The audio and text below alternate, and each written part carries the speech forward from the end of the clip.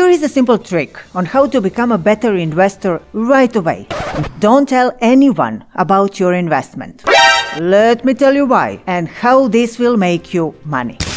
First thing you need to know, there is something called the Dunning-Kruger effect. It's a cognitive bias in which people overestimate their competence and underestimate other catalysts such as, a bull market for the outcome. It is basically psychology that says, Hey, I'm awesome. how you doing? And everyone is awesome in a bull market. It goes like this. For example, when you pick a coin or a stock and the price goes up, you're full of yourself thinking that you did a lot of research and that you saw charts and those triangles and stuff, and of course that you made money because you have superpower. I'm the Flash! But when your investment goes south, then It's Penny's fault.